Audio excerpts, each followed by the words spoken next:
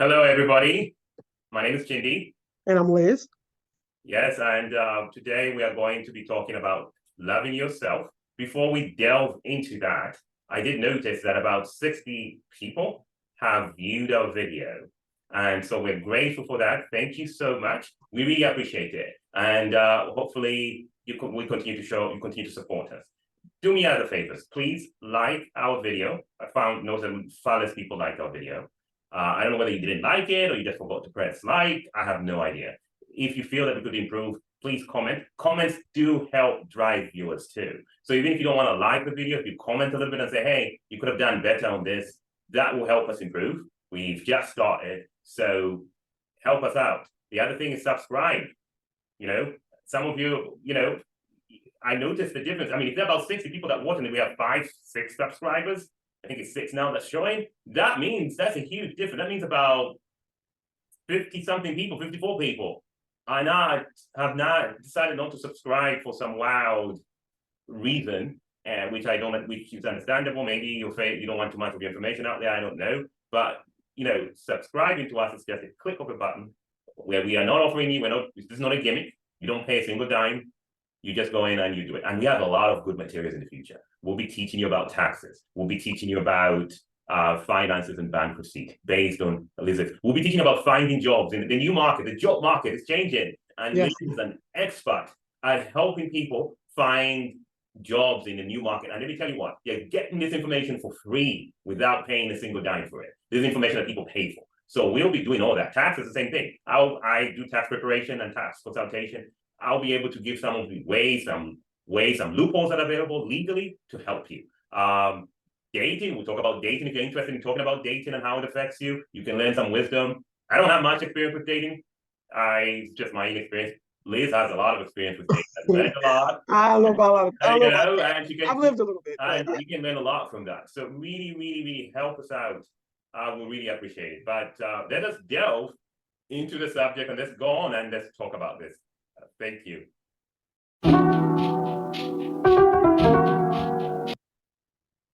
So the first thing I would emphasize is taking care of your health, taking care of your body. And Liz, before doing this recording, we had talked briefly and even had a little bit of a brief debate about this. But first of all, I want you to discuss some of the research that you did on this subject on health and some of the things that you have to advise the audience and to me as well. Okay. Well, we're going to start with William Shakespeare's quote, "To thy own self be true." Self-love, as defined by the Brain and Behavior Research Foundation, is the state of appreciation for oneself. It encompasses being kind to yourself, forgiving, and refraining from self-judgment. So why is that important? Why is it important to put yourself first? Prioritizing yourself and your needs, that includes physical fitness. And that leads us right into the benefits of exercise.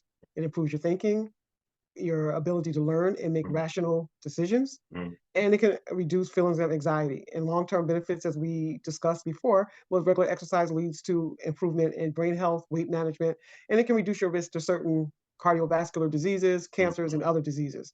So the priority really is to focus, pay attention, listen to your body, start caring for yourself. Cannot take care of others if you're not taking care of yourself. That's a good point. That's an excellent point. So you cannot take care of you cannot take care of others if you're not taking care of yourself. That's actually true. You're always stressed out, you feel tired because it's very hard to take care of other people. And that's actually true.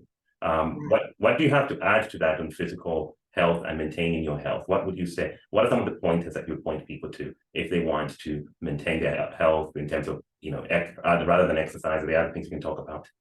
Well, I would start with appreciate your talents, your gifts, cultivate a feeling of self-love. And how do you do that? Start with a journal. Every day I start my day out with a gratitude journal. I don't look at the class as being empty. I look at it as being full. Starting each day out being thankful for just being alive. Because when you're alive, you have possibilities. And you can create the life that you want. And a lot of the self-healing comes from within. Record the things every day. I have a journal. I record everything that I'm thankful. Friends, family. I'm thankful for meals. I'm thankful for the ability to get up and be able to dress myself, to be able to use my mind in a creative way. I'm thankful for my choice of careers. I have a unique ability to have a job that I'm passionate about. I can make changes, or I can help people navigate systems on a professional level to achieve their desired outcome, or as they define as success. So I help people reinvent themselves, and I get paid for it. So that's like a plus plus. But at the end of the day, I'm happy because I know my footprint on this earth, at least I hope, will be that I made a difference in somebody's life. Yes, I would say that that's very, very insightful and helpful. What would you say to eating well, dieting, for example, which is what you put into your body? I must confess, my dieting is average. It's not. I wouldn't call it really good, and I could do better. Like I think I can eat a lot of it. My exercise is really good, but when it comes to like dieting, sometimes I'll eat pretty bad food.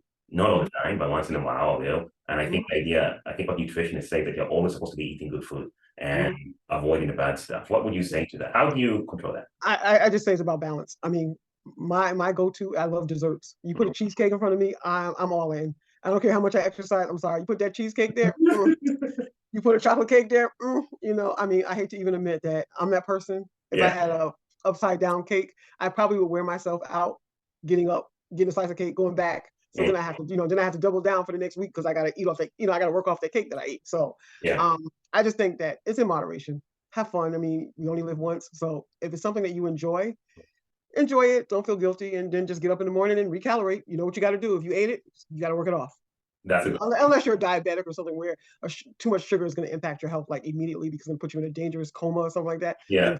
Then but I found that as you exercise, the more fit you get, the less you want to eat junk food or food that is not as healthy. Or at least I find the harder I train, the less likely I am to eat foods. I can really control it. I can discipline myself. But every once in a while I will let loose and that cheesecake will be gone. That's very, very, I would say that's very interesting.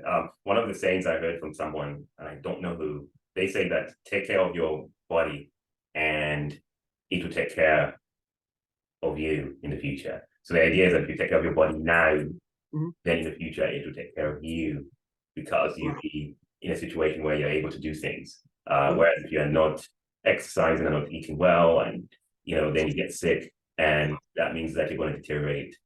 Most likely going to. And these are probabilities, by the way. You can do all these things and still get sick. People, that's happened. So we're not saying that if you do the things 100%. No, but it's probabilities. You want to increase the chances of you maintaining your health for a much longer time. Right. And the best way to do that is to eat well and exercise. And hydrate. Don't forget hydrate. You have to drink. You have to drink that water. You have to drink lots of water. You gotta drink that water. Yeah, that's definitely true. That's definitely true.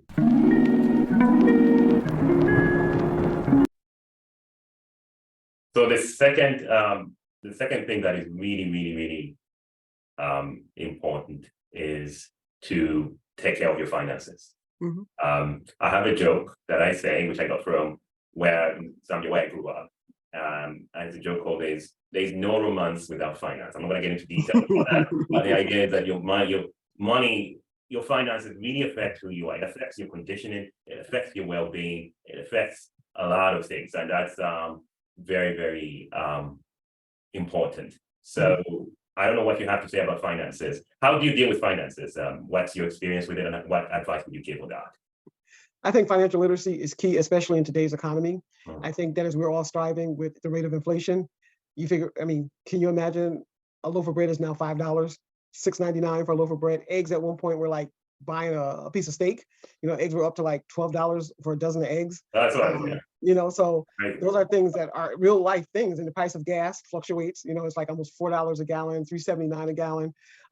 Less than 2 years ago, my 4-cylinder car, $20 to fill it up. It now costs me $40 to fill it up.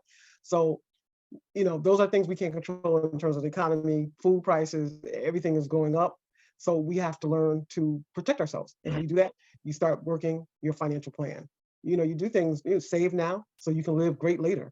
But have a plan. You wouldn't go to California without your GPS. So why are we living life and just working and paying bills without making any concessions for ourselves and our well-being? Because do we really want to depend on the federal government or anyone to take care of us when we get older or if something happens? Exactly. And I think this is very important, is when you have an opportunity to have a job, save a lot of money. I just really want to talk because some of our audience come from other countries in Africa, in other third world countries, and they will listen to my program.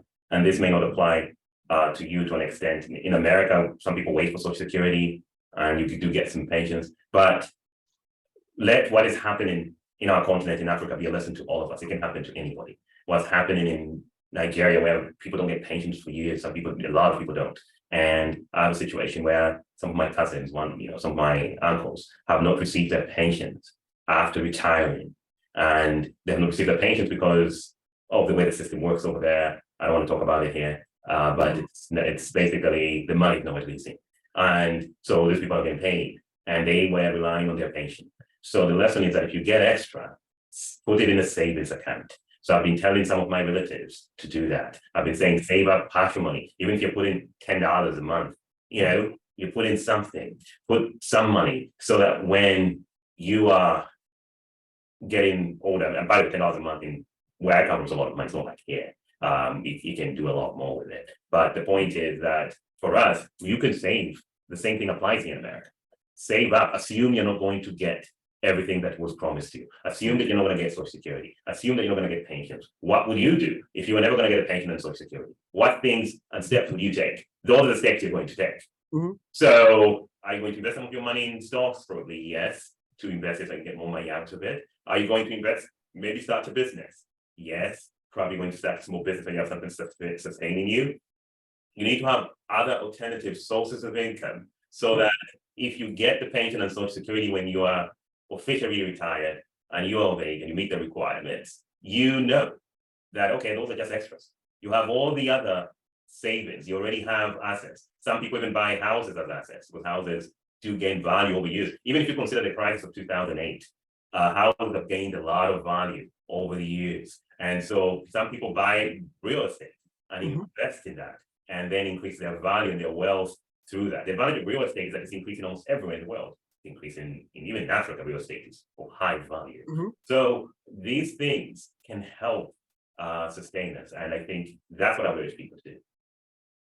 Yes, definitely. Those are great strategies, but it all starts one baby step at a time. Eliminating debt, unnecessary debt, and also having a plan. It means making short-term sacrifices for long-term gain. And that means sometime as we get older, maybe living separate, maybe it's not a good idea. Maybe sharing your space with someone else, cut expenses. You can set boundaries up. You can physically separate your space and their space. There are ways to be creative. At the end of the day, you are meeting your needs, and that person, they're meeting their needs, and you're ahead of the game. You're not finding yourself at 75 or 80 having to work where you could have used your assets around you. You could have just really thought about it and came up with a plan. And you just have to really, I think people just really need to start thinking that we need each other more than we think we do. And I think one of the things that's happening in America is that we no longer live multiple generations in the same household. I don't know how we got away from that, but in the South years ago, I think Asian families are really good at that, and maybe some of the other ethnic families where everybody lives in the same house. They'll have like a 4-unit house and grandma live on one floor and everybody else is in the same building. And so you have that communal experience where somebody's always helping each other, but you're also splitting the expenses. So therefore everybody is living well. Yes, there's a lot of mistrust now with family. We have a lot of extended family system in Africa. Where I came from in Zambia, I grew up with extended family, and I think that's very important. I would say that, that's one way of saving is definitely to split up costs with other people and to make sure that when you split costs, then you can save more money and you can save for a rainy day. But the idea is to have multiple sources of income and take care of finances, because if your finances are down, it can really affect you.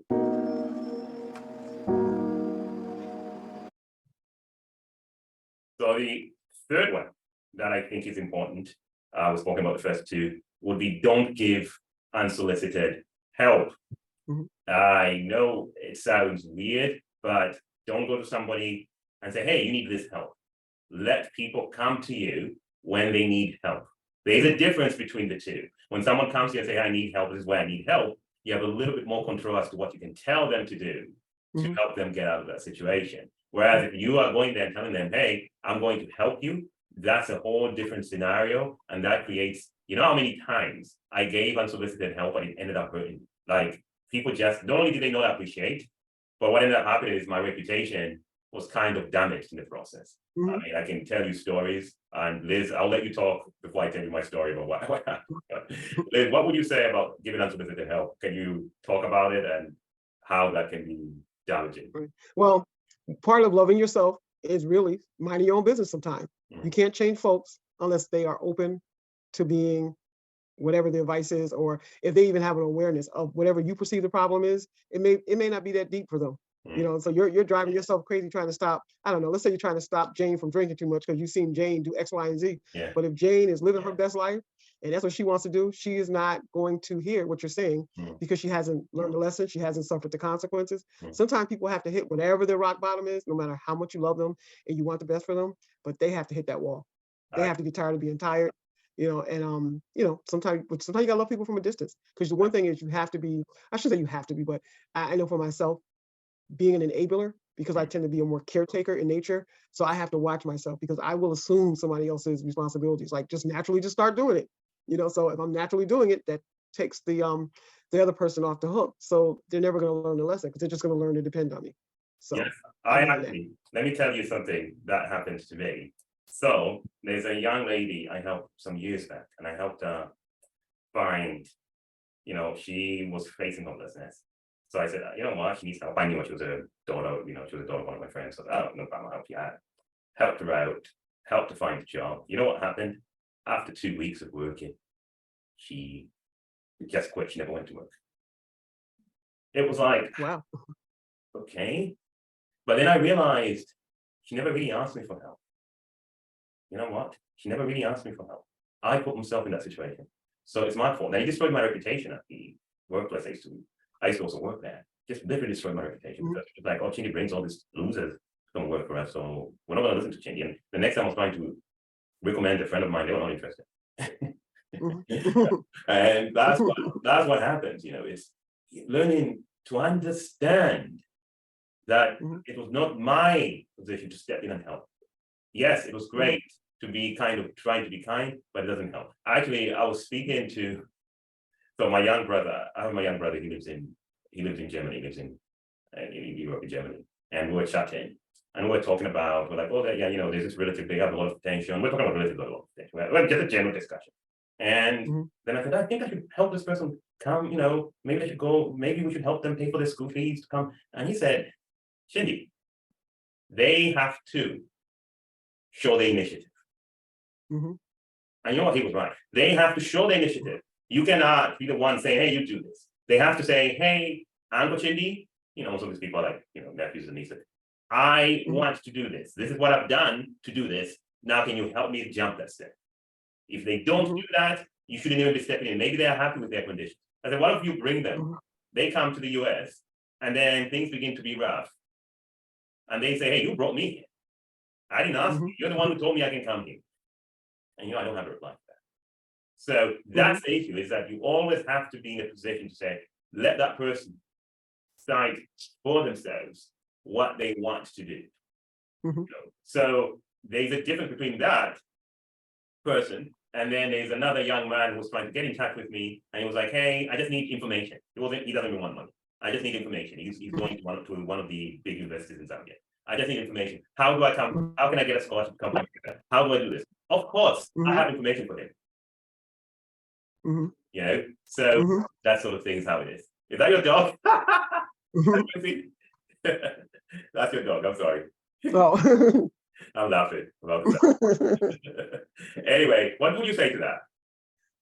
I think you're right on, Key. I think that if someone asks you for help, then have a discussion with them, but don't try to control them. Don't try to, you can have a discussion, but sometimes you have to agree to disagree, but let them find their way. Because if the more invested they are in it, the more likely they are to be successful in changing the behavior or addressing the challenge. And you can always give advice, but but I think when they're open to hear what you have to say, that's the best time. Yes, and I think that's how I look at it.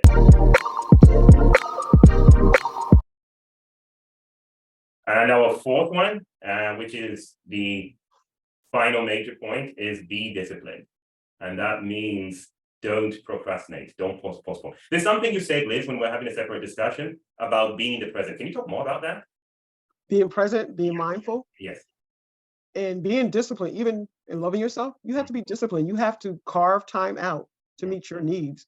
You have to be selfish sometimes and be like, I need to go to the gym, and I like before I go to work, regardless of what's going on, Mhm. I walk my dog because the dog needs to be, he needs to take a walk every morning, but that's part of my morning routine. So once upon a time, I would say, oh, I can't believe people get up at 5 o'clock in the morning. But yeah, I get up at 5 o'clock in the morning and do, exercise, take care of the dog. But I incorporate dog walking and other things I need to do to help me meet my goal of getting 10,000 steps a day. So like examples like that. But you have to be mindful, be disciplined, give yourself grace if you don't necessarily meet your goals for the day. Just get back up and start it all over again.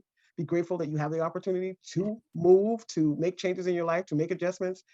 And I think lastly, I would just like to say, just learn to be present, take deep breaths, and hug yourself. Like give yourself a high five. Like, yeah, I'm working it today. I got it going on today. Yes, I look good today, and just chuckle and laugh because every day is a blessing. I agree with that. I totally agree with that. Being in the present and being disciplined.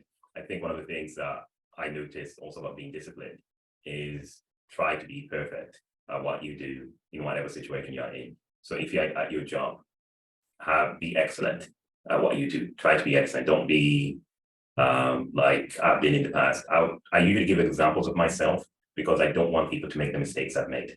And one of the mistakes I made, for example, is I didn't reread my emails a lot. And it's important to read your emails. Read your emails 3 times whenever it's in, especially in a work environment or in a business environment, to make sure you've done them correctly and to make sure that you're conveying the correct message. And there are a lot of tools out there that you can use to make sure that your message is conveyed properly and done everything properly. A spell check, there's everything. I put in a message one time in my email. I said, I was talking to my, I was sending an email to my boss instead of saying the word asked, I used another word, ASSED. I'm not saying here.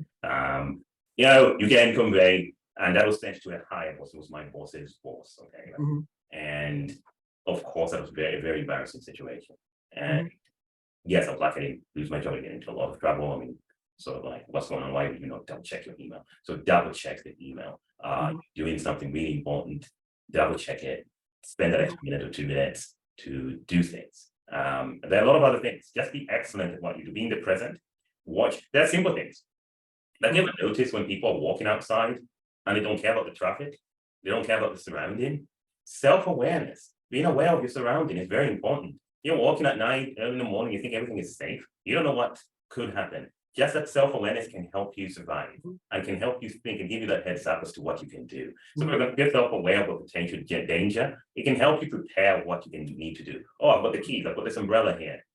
I've got this, I don't know, mhm, some people carry, I had a friend of mine who's carrying pepper spray. I've got pepper spray. Well, I've got pepper spray. Let me prepare myself because I don't know who this person is. Especially for, if you're walking out at night and you're in a place, or it could be anywhere, mhm, mhm, being aware of it, being disciplined. Being disciplined is also walking on the streets, just being careful with where the cars are at. You know how many mhm, people get hit by a car because you don't watch it. Not all cars are driving carefully. Some drivers are careless. Let me tell you, where we work at, where I work close to my place, we have a lot of bad drivers, and even on the crossing, they will not stop on the crossing.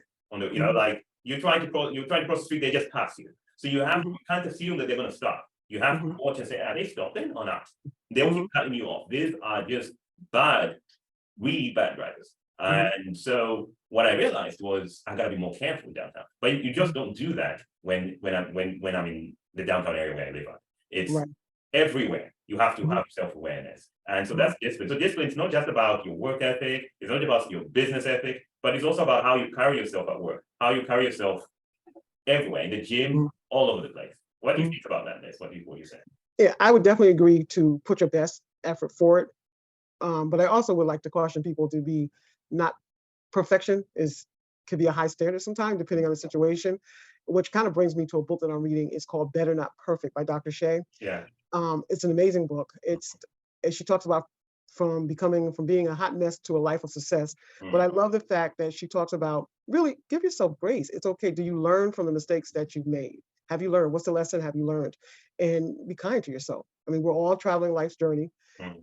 We're not perfect. We're human beings. And you remember that. And you do the best that you can. If you obviously if you made a huge mistake, own up to it. Be accountable for it. I think people respect you more when you go, I could have did a better job. I apologize for X, Y, Z, and be sincere, learn from it, and take the steps not to repeat the same behavior again.